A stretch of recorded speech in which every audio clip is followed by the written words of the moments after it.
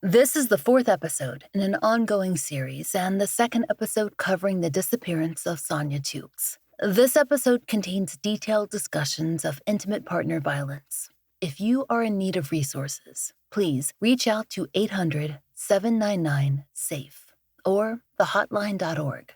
In order to raise money for Season of Justice, we are joining forces with our friends at Moms and Mysteries for the next month. You can learn how to help support this campaign at the end of the episode.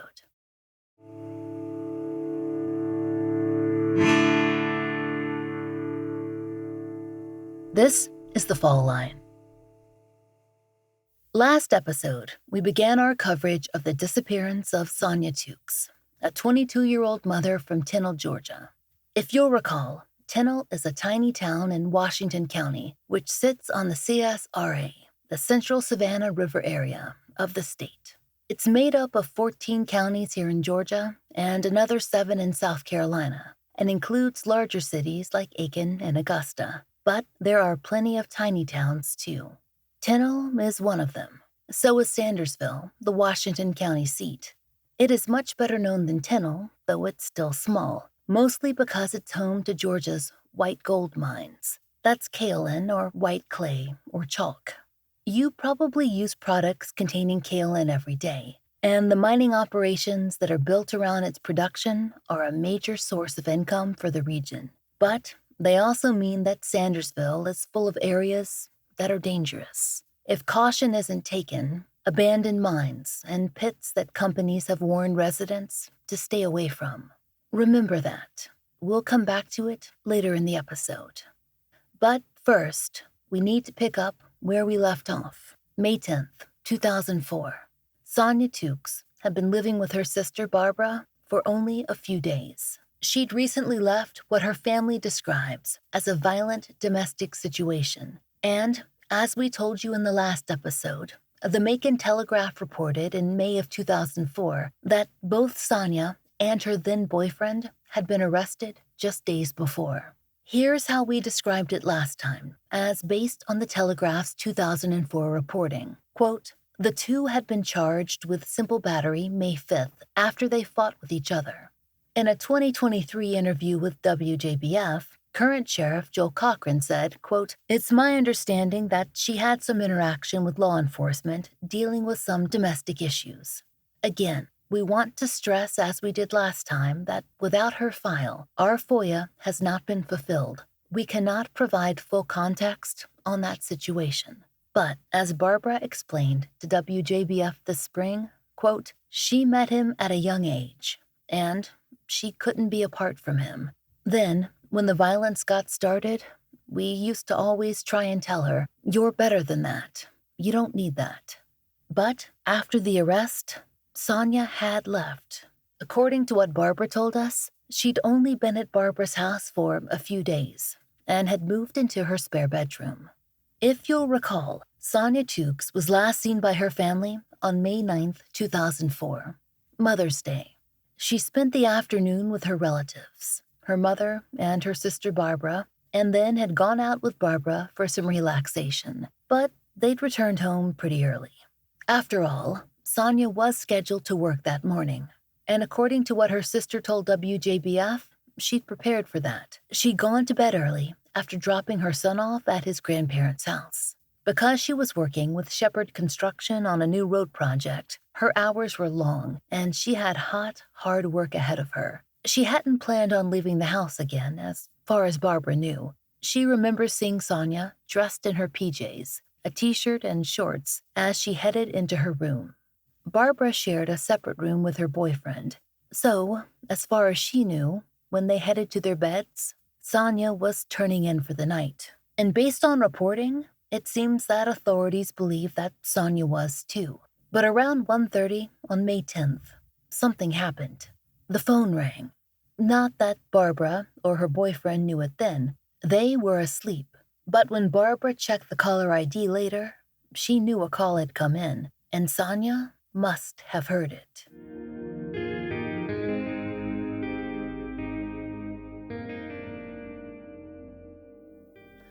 The morning of May 10th began normally enough.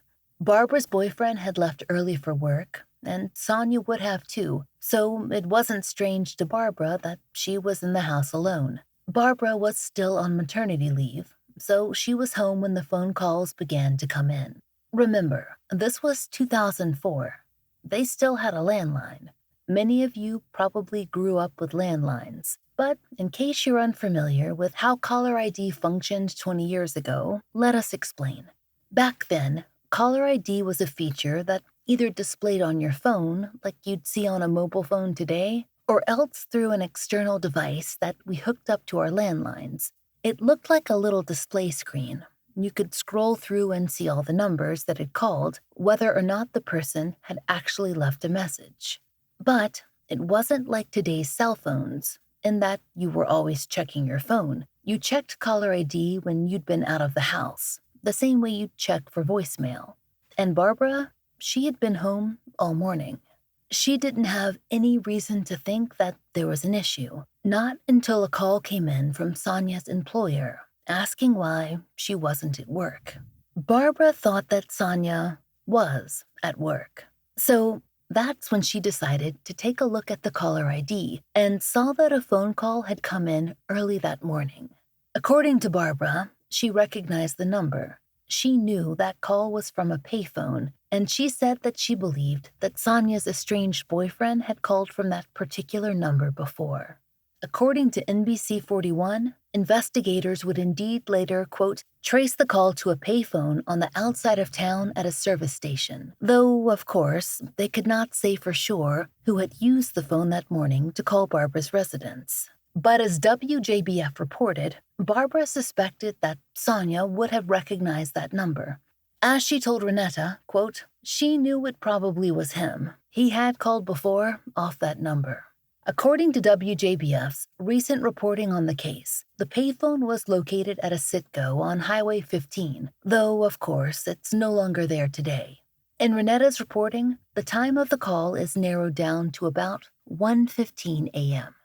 Captain Bergamy of the Washington County Sheriff's Office told Renetta, quote, only this person would know that Sonya was at Barbara's house. This person knew Barbara's phone number. And this person knew exactly what time to make that phone call and what to say and what to do to get Sonya Tukes to come out of that house. And Sonya did leave the house in her pajamas and a pair of black flip-flops. According to what Barbara told us, she even left the front door slightly cracked, possibly so she could get back in, though that's just a guess. The problem was, at first, no one realized it. And he probably did something, told her something to get her out the house and everything. And she went out the door, and her intention was to come back in the house. Because if she would have put the door up hard enough, we would have heard her shut the door. When Barbara's boyfriend went to work, he'd seen the door ajar and shut it.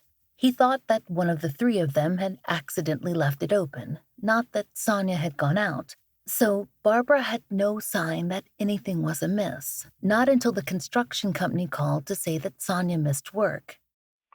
We were like, well, maybe she'll come back. So about 12 o'clock, he called back and was like, still haven't showed up from work.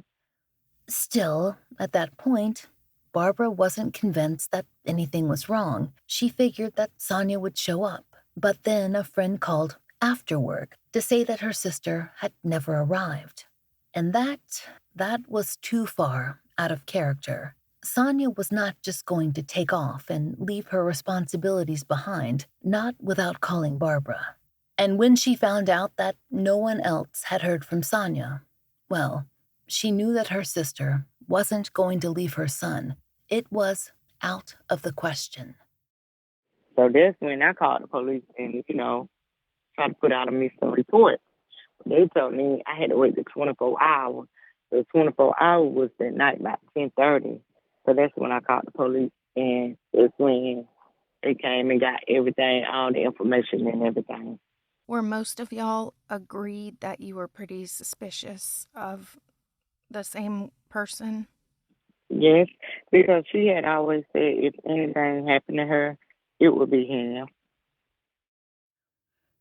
As we told you last time, the search for Sonya seems to have begun fairly soon after her missing persons report became active. The Macon Telegraph reported that the case was officially handed off to the GBI, quote, 2 days after she was reported missing, but that doesn't seem to have stopped Washington County from participating in the search. Per the same 2004 article, quote, friends, family, and co-workers were questioned, and, quote, sheriff's deputies searched rural areas of the county with four-wheelers and on foot. And according to WJBF, one such search took place, quote, behind the home she disappeared from, and in the woods along State Road 88 to the county line. In more recent reporting covering the 2023 task force, the examination of phone records seems to have been a key aspect of the investigation, which led investigators to verify that a call not only came in from the payphone at the Citgo, but that it was answered at Barbara's residence. While many people were questioned during that period of time, it seems that not everyone willingly spoke to law enforcement. When reporter Skylar Henry's 2016 report on Sonya's case was released, he noted that, quote, investigators claim the boyfriend got a lawyer before they could talk to him, and the little information they received showed him denying knowing anything about what happened. Again, this is not something we can verify with records or our own interviews, as our FOIA request has not been answered, and we have not received an answer to our request for comment, but that same information, that an initial interview was unable to be conducted, has appeared in at least one other news source. We discussed with Barbara how she felt about the initial investigation into Sonya's case. I can say they did what they can do at the time. But now, from 19 years ago to now, it's different technology, you know what I'm saying? So it probably would have been easier now than back then. It seems, based on available information, and there is very little up until this year, that there was little to no physical evidence that could directly connect anyone to Sonya's disappearance or prove that she had been victim of foul play. She did not contact anyone after May 10, 2004, and no news source has reported any activity. There's been no clear indication, then, what could have happened to her after that early morning. Though the area was searched, as news reports indicated, there are difficulties in doing an exhaustive, full-scale examination of the Washington County terrain. There's the kale in mines and pits, for one thing, and though it's not something anyone likes to think about, those areas are something to consider. It's a lot of land that can be dangerous to traverse, and much of it isn't accessible. And though those areas are patrolled, it's impossible to keep an eye on everything. That's something Sonya Tukes' oldest sister, Sharon, pointed out to local reporters earlier this year when a new task force was announced in her case. In an interview with WXGA this spring, Sharon pointed to the industry as a possible reason why her sister has not been located in nearly 20 years. She said, quote, you know, this is Washington County. This is the country. This is the world of the chalk mine. Look at all these trees. Truth be told, that's my thought. The person of interest in this case has never been named by law enforcement. That's all we know for sure, and all that's been offered in the public record. The only public statements we've seen are, as investigation discovery summarized, that there is, quote, an unnamed person of interest in the case. But no one has, as of the recording of this episode, been charged in relation to her disappearance or on the suspicion of her death. So anything we discuss in this episode must be viewed in this light. As WJBF reported when our colleague Renetta DeBose spoke with Washington County authorities this spring, she wrote that, quote, while there is a person of interest in this case, there are no suspects. Our goal is to make more people aware of Sonya's case, because there's one thing we know is true, especially in small towns. People talk, and when the right person hears an episode or sees an ad on social media, they might decide to speak up. They might realize that a detail that they've been thinking about, not sure if it's important, is key, or maybe they'll simply decide that Sonya's family has waited long enough. When the major press push came for Sonya this past spring, it was because of that announcement of the new task force in her case, made up of multiple agencies that seemed to be a focus of their renewed energy. Regarding the case, WJBF quoted the current sheriff, Joel Cochran, as saying, quote, "It would be good to get a total new set of eyes looking into what transpired back then." When we asked our colleague Renetta DeBose why she thought Washington County had formed the task force this past spring, whether there was the possibility of new information or some other goal in mind, she seemed to think that the idea of stirring up talk, at least in part, was a tactic. It's always important in a cold case. That's why law enforcement did the things that they did. It was all part of their main plan to basically weed out who might know something. So, of course, the press release, the candlelight vigil, talking to media, all that was because they really felt like they could squeeze out information from the public and that it would eat away at their conscience and the possible killer. So I don't know what led them to this conclusion, but they knew they needed to put the pressure on the public and get information out again. And they knew it was going to come out in the wash.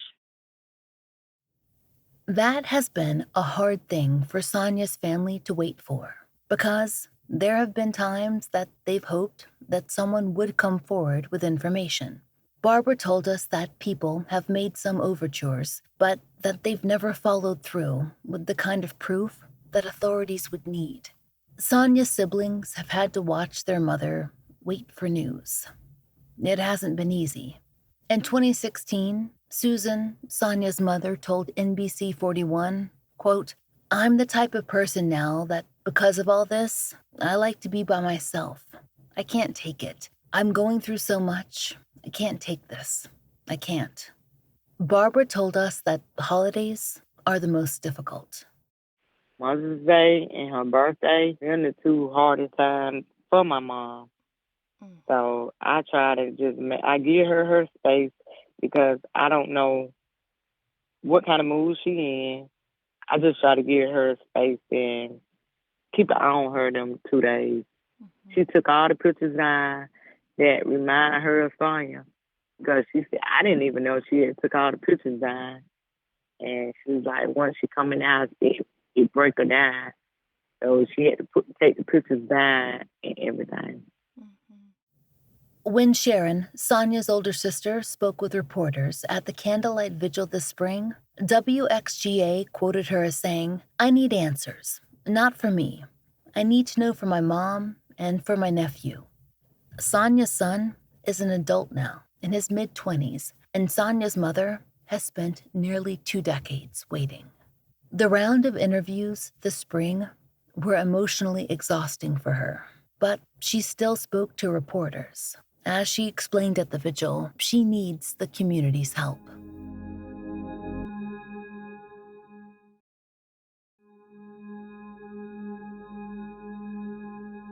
We cannot talk about Sonya Tukes' story without focusing on the worries her family had for her, starting with adolescence, when she got into a serious relationship and had her son.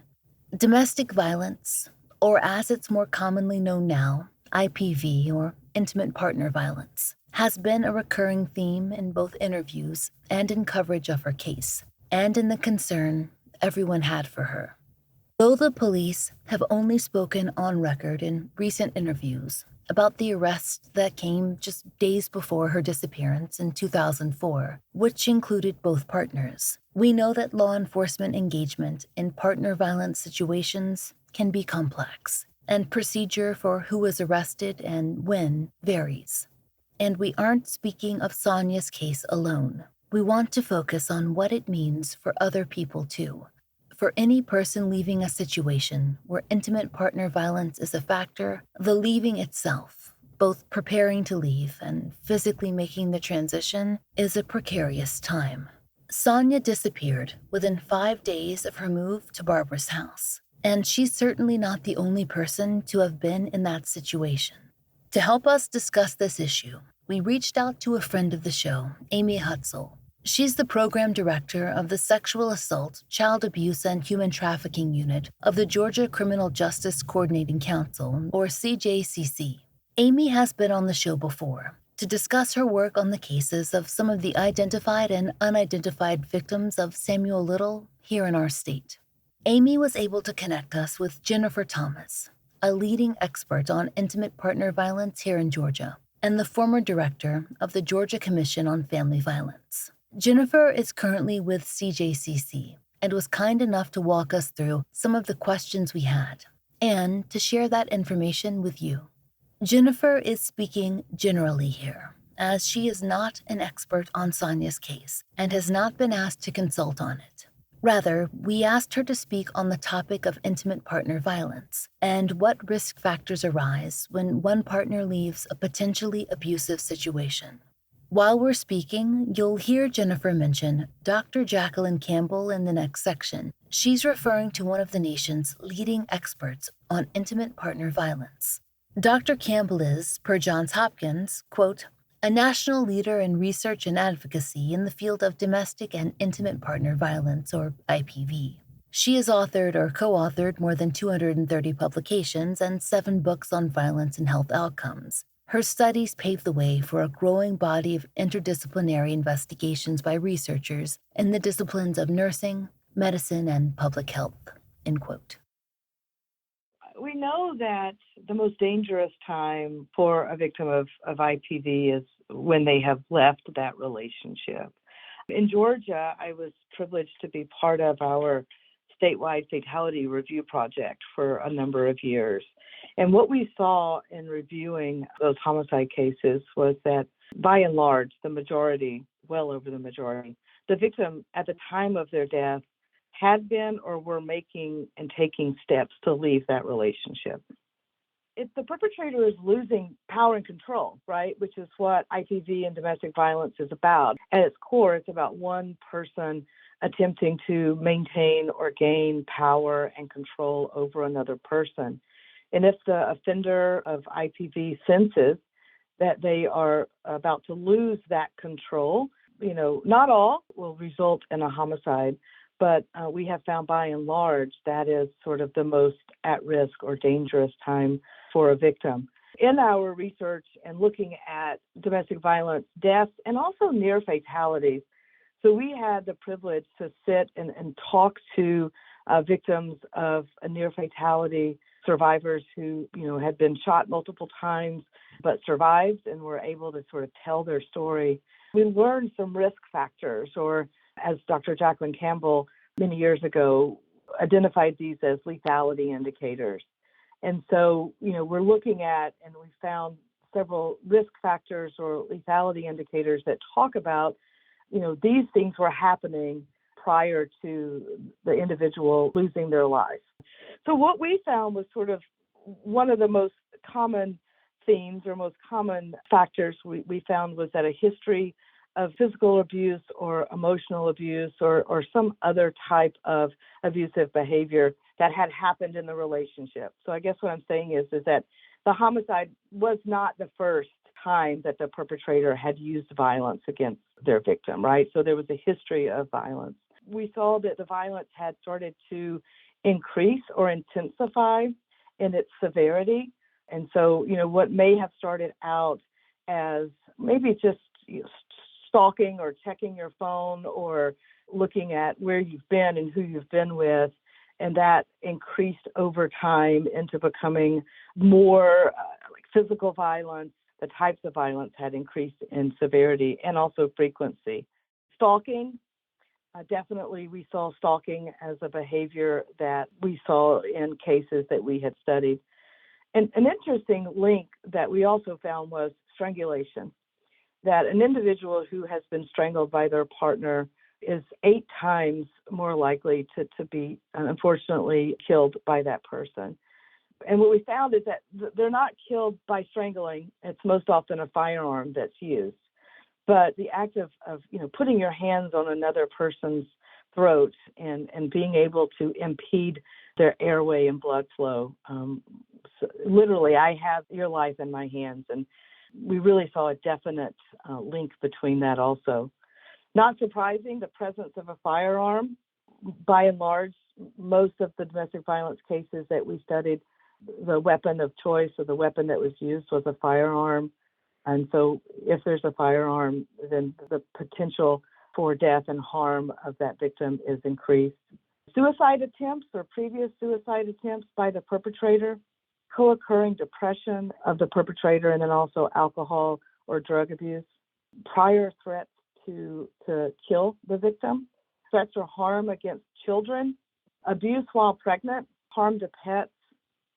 Another one we saw was a diagnosis of a serious chronic or terminal illness for the perpetrator. Also, an anticipated loss of financial security from the perpetrator, so losing their job. And then possessiveness over the victim, real jealous. When we had the chance to interview friends and family or interview individuals who had survived a near homicide, we learned a lot of folks talking about the perpetrator believing and saying to the victim, I know you're cheating on me. I know that you're seeing someone else, when in fact, it was not the victim who was stepping out of the relationship, but it was the perpetrator who had stepped out of the relationship. But this was another way of controlling, right? Limiting your resources, trying to make your world smaller. When I talk to survivors, if your world is getting smaller and the perpetrator's world or your partner's world is getting larger because of the smallness that you're now having to live in, I would suggest that you take a look at and ask yourself, is this relationship safe and is it good for me? But what we have to do is be very intentional in listening to the ways that people are talking to us about the violence or the abuse that they have experienced. So they put their hands on my neck, right? Or they held me against the wall. Well, how were they holding you when they did that, right? And so we have to be very intentional in meeting the victim where they are so that we can thoroughly understand the potential risk factors, right? So if I just, someone said to me, well, they held me against the wall and I didn't dig deeper, then I might miss the opportunity to learn about that potential risk factor. So in the event that one wants to start thinking about becoming organized to exit the relationship, do you have a set of steps that they would want to start taking? I'd love to talk about that. I think there are lots of resources online for helping to develop a safety plan. And I think what's most important to remember about a safety plan is each individual's plan will look very differently because each individual is experiencing and has different circumstances that are happening in their life. So in order for that to happen and in order for your plan to be personalized and work, I would suggest that folks reach out to their local domestic violence program. That's where the experts work and the folks who can help you develop an effective safety plan. I think if you're not comfortable doing that or not ready to call a domestic violence program, and I think here's a really important thing for folks to know, just by calling a domestic violence program does not mean you have to move into that shelter. It does not mean that you have to leave that relationship at the time to receive support and assistance from a domestic violence program. By and large, the majority of victims that a domestic violence program works with still live in community.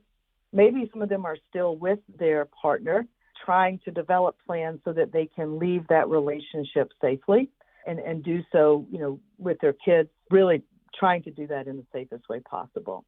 But I would say the first thing, if you're not comfortable calling a domestic violence program, if you're not ready to do that, that's totally fine.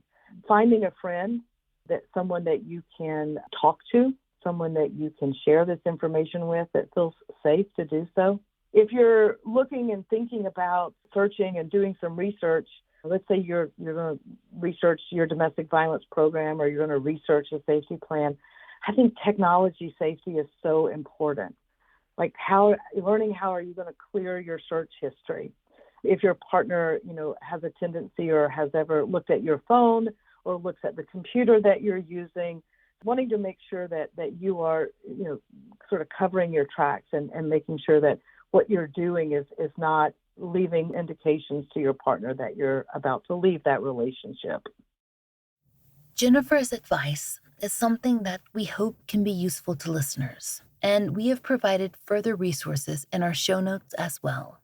In regard to Sonya's case, law enforcement has not publicly shared how much they regard her living situation as a factor in her disappearance, but they seem focused on exploring every avenue again, and they have specifically mentioned new ones as well.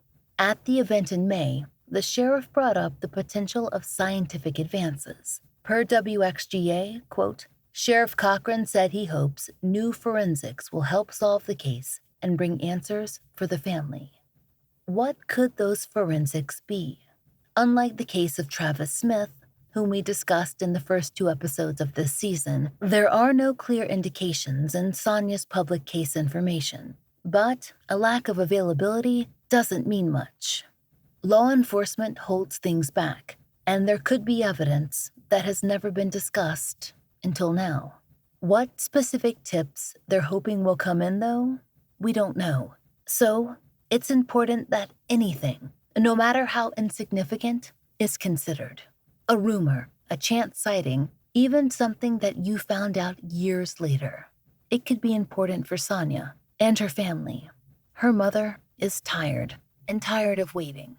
She needs to know, now, what happened to her child. We have hope that the Joint Task Force will be successful in accomplishing this goal, but they need your help. You can share Sonya's poster, which is available on our social media channels and on WJBF's page, or her Charlie Project listing, or you can call authorities with any information that you have relating to Sonya's case. At the time of her disappearance, Sonya was wearing her pajamas, a black t-shirt and green shorts, and black flip-flops. Her hair was in cornrows, and she stood 5 feet 5 inches tall and weighed 175 pounds. She was just 22 years old. If you have any information regarding Sonya Tukes, please contact the GBI at 478-374-6988, the Washington County Sheriff's Office at 478-232-1366, or the Sandersville Police Department at 478-232-6138. Callers may remain anonymous. Next time on the Fall Line, we're headed up to Macon County, Georgia, and the little towns of Montezuma and Oglethorpe to cover a case dating back to the 1980s. It's the unsolved homicide of a young mother, Susie Walker Quinn, who was both well-known and well-respected in the area. When she didn't come home one night, it sparked immediate concern, and when her body was found on a country road just days later, her children were only 10 and 12 years old. Now, as adults, they're set on identifying her killer. If you know of a case that should be covered on the Fall Line, there's a link to our case submission form in the show notes. Thank you for listening. The Fall Line is an independent show, and we appreciate listener support. If you try out the products we advertise, please use our sponsor codes. It really helps.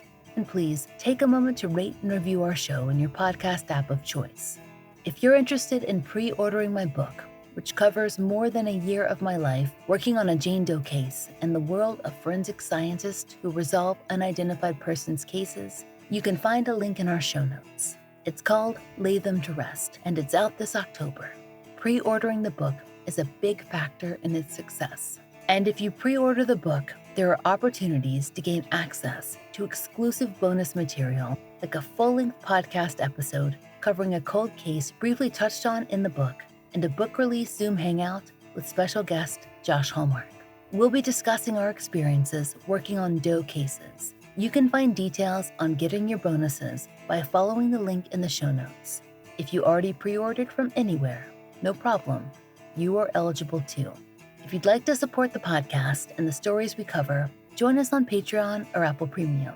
100% of our Patreon and Apple Premium earnings go toward the Family Therapy Fund, which is supporting therapy for families who have appeared on the show.